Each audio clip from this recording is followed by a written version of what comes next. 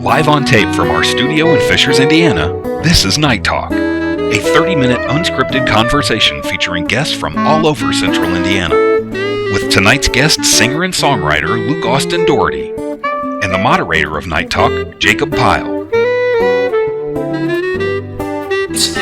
good evening, everybody. I'm Jacob Pyle, and this is Night Talk. Our guest for tonight already knows this, but just for the sake of the viewers watching at home for the first time, for the next 30 minutes, unscripted, in-depth conversations, but with a difference. No shouting, no cussing, nothing but respectful conversations on the show. All topics that we are discussing on the show have been approved by me before the show taping. In preparing for our show tonight, and with Labor Day coming up in a couple weeks, I have came across a poem that my guest has written that was so beautifully written that I want to read it for all of you, if you don't mind. I don't mind. It's called Four Men Eating Indiana Tenderloins. They sit beside one another on chrome stools up at the counter. Four men eating Indiana tenderloins. Construction workers all in faded jeans, dirty high-visibility sweatshirts, and shot-in, well-worn work boots. A lunch break at this diner just a stone's throw from their current project diagonal across the street. They rarely speak to one another as they nest their midlife bones in contemplation of a good crisis. The fella on the near end sings an off-pitch line along with the old Clapton song playing overhead through the speakers, then returns to his sandwich chopping. A second makes a crack, the third one chuckles as the fourth takes no notice. The waitress approaches with 4 tabs in hand. The 4 workers, nearly perfectly synchronized, lean a bit, then pull their billfolds out to settle up before returning to their trade for the rest of the afternoon. If you're searching for an example of the American dream, that is about as good as it gets. Take it for what you will. Please welcome to Night Talk singer, songwriter, poet, Luke Austin Daugherty. Am I pronouncing your last name right? Yeah, you got it. All right. Yeah. Welcome to the show, sir. Tell us your inspiration for writing that poem, for those who haven't seen it. That was a real-time poem, and forgive me, you and anyone, my voice is more raspy than normal due to a spirited singing session while I was driving the car yesterday. Gotcha. So, a little bit more raspy. Yeah. It was Joe Cocker on the radio. So yeah. Joe. I love Joe Cocker. There's that. Or on Spotify, actually. Yeah. So one of my favorite diners, Oasis in Plainfield, on the west side of town.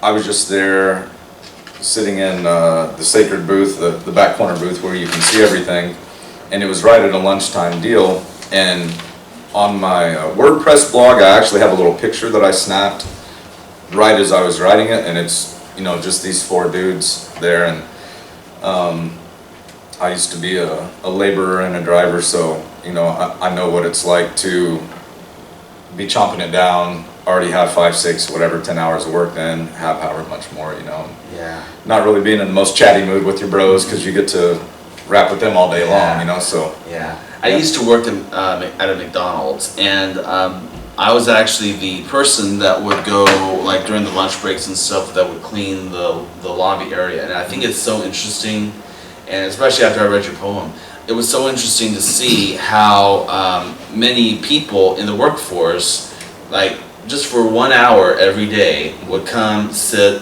talk to friends, enjoy their lunch together. And I think it was it reminded me so much of the days when I used to work at McDonald's. Yeah, that's a good place to be a student of humanity, as you are, to watch. Thank you. Yeah. So tell us, how did you get your start in music? Well, music, oddly enough, just a week or 2 ago, I was out at the Grand Canyon, the North and the South Rim. But when I was 18 years old, I had gone to college part-time for a semester, was working full-time, and heard about an opportunity to work at the South Rim, the Grand Canyon. And I loved the Grand Canyon, though I'd only been there once. And so I got hired at a job fair at the old airport. And about 3 weeks later, I was out there, and there was a dude named Tom, who was a bartender at the lodge where I worked as a busboy.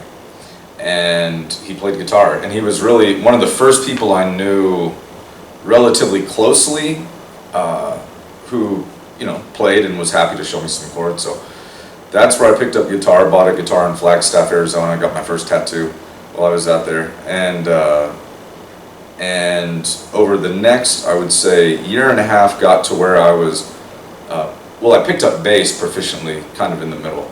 But as soon as I could play guitar well enough to write songs, I started writing songs when I was about 19. And then played with a band or two, kind of casually for years.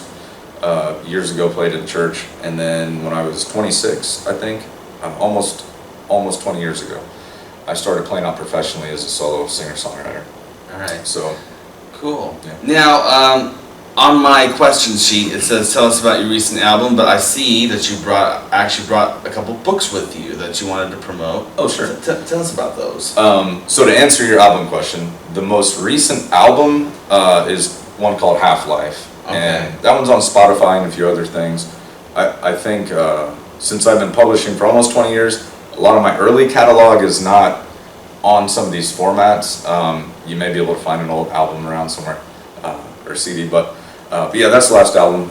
The most recent book that was published last year is Mixed Fruit Jelly and Razor Blades, which is your copy. Oh, thank you. You're welcome. I will take it home with me and read it in good health. Yeah, and then before that, Low Shelf Angels. Shameless promotion. Look at us holding these. And those are both on Amazon and a few other things. Yeah. And then right now, currently, I'm publishing the next one called the Molkehet, or it's just Molkehet in me, the Tao of Grief. And these are basically chronological as the poems move through my life. So Low Shelf Angels, there were ones previous to that, but just the two I brought. Low Shelf Angels is about 2012 to the middle of 16. Mixed Fruit Jelly picks up somewhere in 16 and goes to right before COVID took off in early 2020. And then the next book, and then the books, pick up there. So the next one to come out, it covers, it's kind of an umbrella book that's all haikus that covers 3 years, that are the 2020 to 2023 haiku poems. And then there are a couple of other books in the works that are the non-haiku poems across that time. I write mostly free verse. I do very little format poetry, but since losing one of my sons 3 years ago, for some reason I wrote a lot of haikus since then. Still the minority of what I've written, awesome. but I'm sorry to hear about the loss of your son. I appreciate that. I know the feeling. I lost my mom back in 2016, and she was a wonderful mother to me.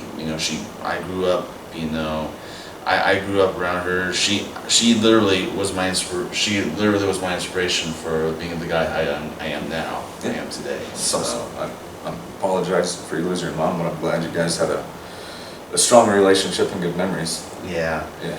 So back to the subject of this show here. What would be your advice for anybody wanting to start in this business?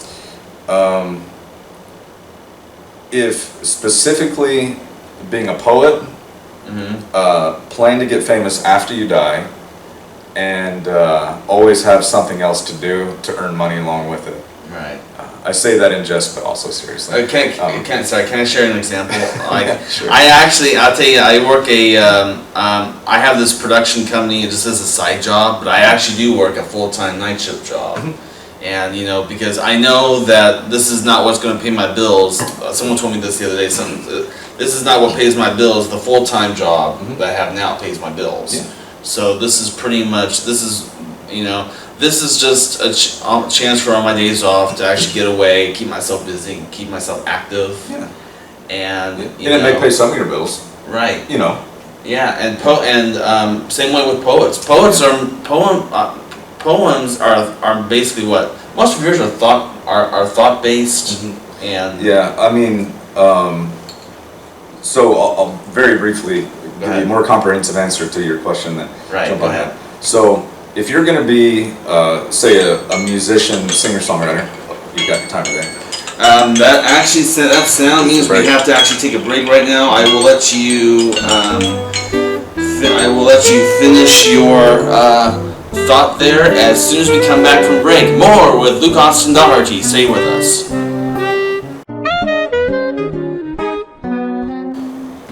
welcome back. We are back with Luke Austin Daugherty, and you were actually, when we had to take that commercial break, you were finishing a thought. Go ahead and tell us what the thought is. So I couldn't completely do justice to your question in kind of a short frame, but I'll give you the shotgun blast here. Go ahead. For a person who wants to be a musician, Yeah. definitely be very passion forward, and then I think as a songwriter, or as a person who may or may not be a songwriter, I think choosing, are you going to lean heavy or completely toward cover songs, which is fine if that's what you dig, especially if you're a musician, you don't write lyrics and such, or you could link up with a songwriter and play all originals. But if you have the ability to write songs or a drive to do that and you're good at it, then decide, do I want to be more of an original artist or do I want to be more of a cover artist, with maybe a sprinkling of either or on the other side. So I think that's one of the biggest questions you have to answer first. The business, all that, it comes and goes. I've been doing it almost 20 years professionally. As your life changes, as you go through different seasons of success and tragedy and this and that, there's no way you can plan all that ahead of time like anything else in life. So you have to roll with the punches. But if it's something that you're driven to do and you're passionate about, and this is one thing that interested me about being on your show, is one, I like that there's a human touch there. I like that the timer goes off. I like that it's not too perfect. I like the little intro and all that. It's a very human show. And yeah. I was just gonna say too, and I told Paul Poteet this when he recorded the thing.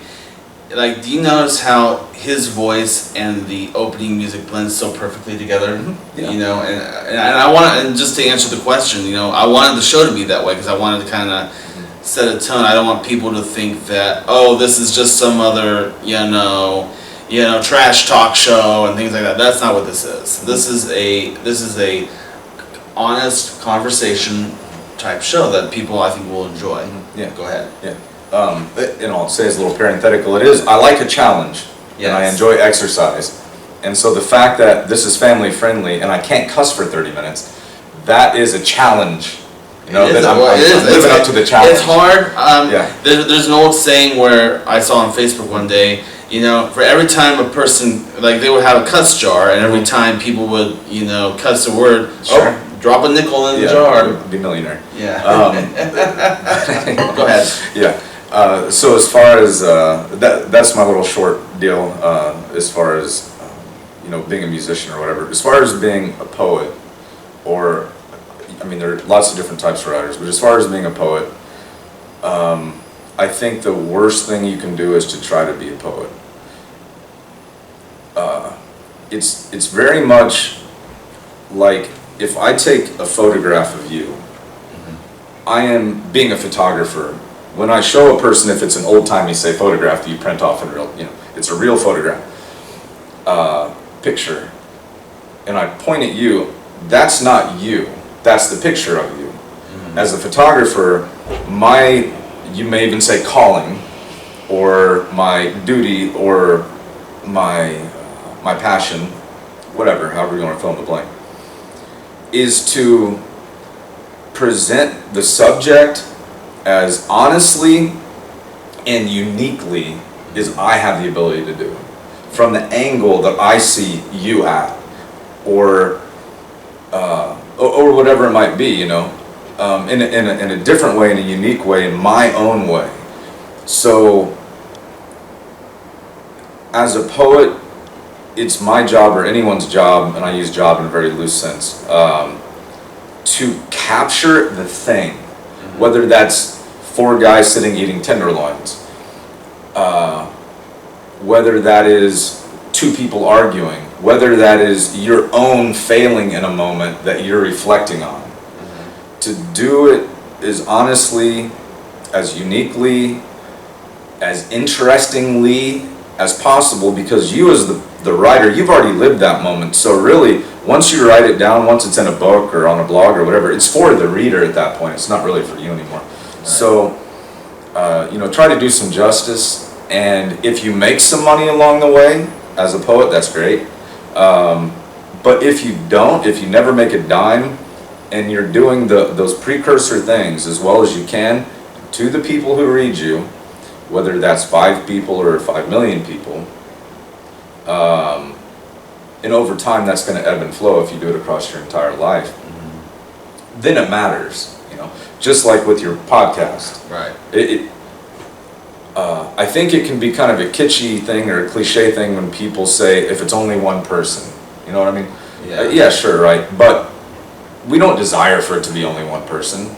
You'd rather it be 100 people than one person. Rather it be 1,000 than 100, right? Right. So, but whatever that amount is, if it means something to them, if in the difficult days, the good days, people laugh, it makes them think of something interesting. Like I listened to your dude that was on the technology guy. You know, it's like a Chuck Ridgway. Yeah, Chuck Ridgway. I'm horrible with names. Sorry, Chuck. That's okay. It takes me about 3 touches to remember a name well. But, you know, it was interesting. I learned some stuff. And it's not what I do, it's what he does, you know. So and then I saw you had there's going to be a nurse on. You know, We had Tina Baxter, who was on last week. Yeah, I haven't seen that one yet. Yeah, well, because the thing is we pre-tape the shows. So they're staggered out. Plenty of advance. Yeah. But yeah, go ahead. And what are, besides YouTube, are you having it on different formats yet, or services, or? So basically, the show is just on YouTube right now. My original plan was to do the show at 2 a.m., air the show live at 2 a.m. and have it on 5 nights a week. But due to lack of guests, and I'll tell you this quick story, I said it on the first show. We had a guy that, when I told him that we had to keep it family friendly, he was crazy. He went off like crazy. He was like, who are you trying to attract at this time of day? You know, blah, blah, blah, blah. And he kept, and every time I kept, you know, because I had a Craigslist post saying, hey, we need more guests for the show, he kept calling me this awful word that I can't say. And I was like, and I just, you know, my advice to you and to all of you out there is, don't let any negative Nancy's get to you. You know, just as long as you do you, that's what's more important. Yeah. You know, that's the lesson in all this. Yeah. Well, and in many things, whether it's technology, whether it's this, whether it's a service, whether it's, you know, a book or whatever, there is, I think, something to be said for, you know, being the first, being the best, or being different. Not as a dogma per se, but 3 categories where you can succeed in anything. Right. And I would say, you know, there's a lot of the heavier stuff, there's a lot of that on late night already. So there may be somebody that drives home from work or whatever, Yeah, and your show may be the oddity. Yeah, because there's a lot of people, keep in mind, I used to work second shift. And the first thing I would do, I would get off, say, about 11 o'clock midnight, and then I would go home, and then the first thing I would turn on was Jimmy Fallon, or, you know, or James Corden, or one of those guys, you know, because that was my go-to relaxation piece when I would get home. Yeah. You know, it makes you, and I hope that's what this show brings. You know, I want this to be, like I said, a conversational piece. I want this show to be a wonderful, wonderful, relaxing show that people can come home to every night, or if they are working, you know, they can just listen to it while they're working, and it's an easy show to watch. Yeah. Cool. Yeah. All right. We have about 1 minute left. You actually brought something with you. You brought food with you for a reason, and tell us it's a toast, and tell us about. You actually have an Instagram account with toast. Tell us about that. Okay, so since we're at 43 seconds, I see it. So this is what is known worldwide by everybody. If one person knows, you can throw a rock at the next person, but don't throw a rock at the people. This is the toast vault, all right? Okay. And since we're whittling down toward the next break, this is something that I fashioned, and this won't make sense until after the break, and I'll explain it. So, this toast has been everywhere from Vermont to Utah at this point. Okay. To Puerto Rico, and everywhere in between, but it has a hole in it, and that's what makes it different. It's not the first toast. But it's All different toast. All right, and you'll see what I mean here, because in one moment we will conclude our conversation with Luke Austin Daugherty. Stay with us.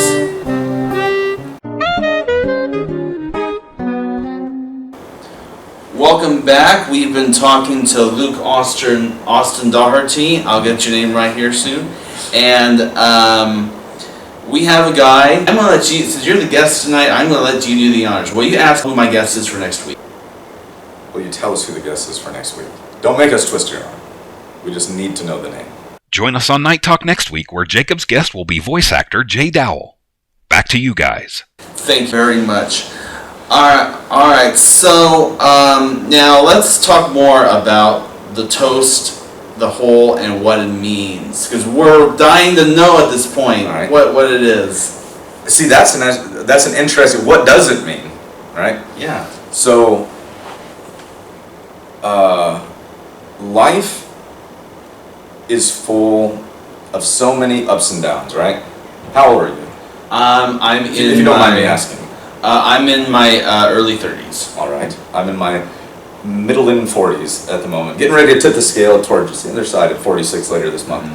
Mm-hmm. So people are born, people die, right? Right. People laugh, people cry. I didn't mean to rhyme that exactly. You have great days. Sometimes, like today, I was driving up. I didn't know it was going to be a torrential downpour and everyone was going to have their hazard lights on. That must be a new thing in Indiana. So, at a very compressed, difficult time in my life, a few years ago, which some things haven't let up and some things have, across the last 3 years of my life, some of the best days, literally the best days of my entire life, have happened across the last 3 years. Also in that same span of time, definitely the worst days of my entire life have also happened. Mm-hmm. In the same span of time, right? Right. It almost seems like sometimes life plays games. But the good thing is you can play games back. So, I think sometimes in goofy things or lighthearted things, or there's this interesting marriage or handshake of the serious and the light, kind of a yin and yang of purpose. Right. And much of that is not going to be prescribed to you. No one's going to tell you what it is. No one's going to give it to you. You kind of have to find it in an absurd kind of way in moments or days or whatever in spans of time in your life. So, a couple of years ago, a little over 2 years ago, and if you're listening along on Instagram, the account for the toast, Toasty McToastertons, is the world through my toast hole. So I have my own, everything me is Luke Austin Daugherty. Luke Austin Daugherty on this format, that format, whatever. But the toast has its own Instagram. Uh-huh. And my wife, my new wife, we got married earlier this year, or I'm sorry, earlier last year. Mm-hmm. Time's moving fast. We were, at that point, not married yet, and we were in the Adirondacks. My daughter's with us, and we went to this place in New York in the Adirondacks called Key's Pancake House, also a great diner. And these pictures, the inception, the origin story, the instantaneous inspiration, as I've had thousands of 2 eggs and toast with bacon and put my jelly and so forth and dash Tabasco on. This toast came, right? And I noticed that it had this curious little hole, this little air pocket hole in it. So this piece of toast is over 2 years old now. Okay. Right? And I just saw the hole and I was like, I've never gotten a piece of toast like this that I can think of. And I picked it up and I looked at it and I was like, it's just kind of weird, it's goofy to look through the hole. And I just took my phone, same phone that I have because I hardly ever get a new phone, and I just snapped a picture of some other people that were there chatting and smiling. Mm-hmm. And I was like, what if as I'm just going through the rest of this trip, I just take some pictures of stuff through this hole? And as I thought about it, it's kind of like a haiku poem, because a haiku poem, 3 lines, 5 syllables, 7 syllables, 5 syllables. you can write about anything, but you have to write about it in that tiny space. And that takes a knack to do it well. This is kind of like that. I can photograph anything. I photograph death, life, flowers, mountains, things that would require me to say cuss words that I can't say on the show, happy things, all kinds of stuff through this tiny hole, like this. And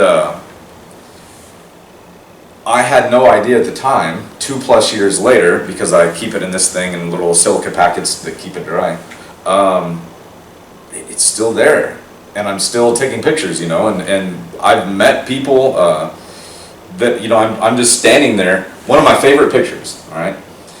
I was at a biker rally, and they're doing all these stunts at Horsepower Inc. here in Indianapolis over on Gasoline Alley. I love going to that thing. And I like to try to do hard things. So catching someone riding a wheelie on a motorcycle through a tiny hole in a piece of toast is difficult. And when you're standing around a bunch of other bikers, you have to be kind of like, I don't care what somebody thinks or they think I'm weird because I'm standing there with the toast, right? And there's like 1,000 people around or whatever. And I was able to catch 2 motorcycles fully stood up through this little tiny toast hole. And it just gave me joy. It's just fun. And I captured a great Grand Canyon rainbow, and that's something that's so fleeting. That's been one of my bucket list pictures, is a beautiful rainbow, because it's so fleeting and it's so huge. And here I have this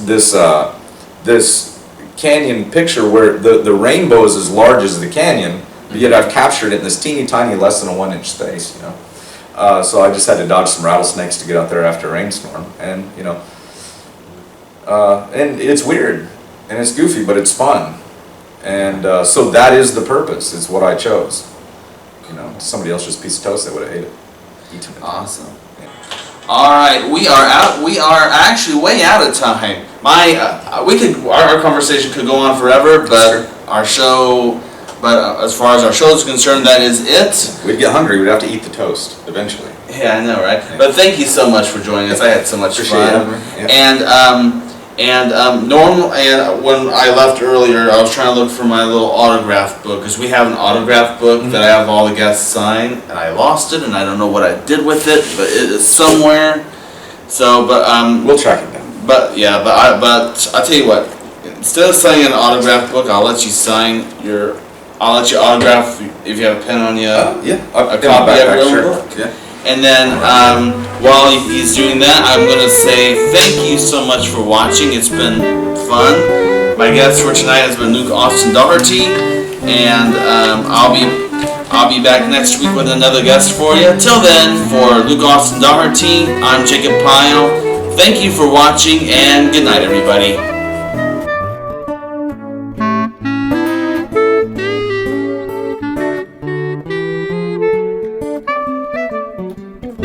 If you want to be a guest on Night Talk, or if you would like a DVD copy of tonight's program, send Jacob an email.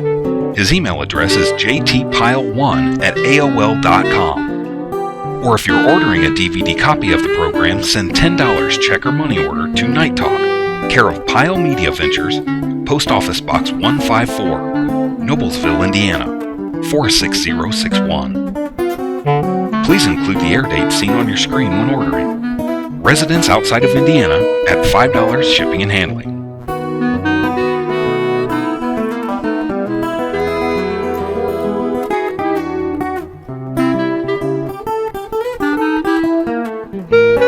This is Jay Dowell speaking for Night Talk, a Pile Media Ventures presentation.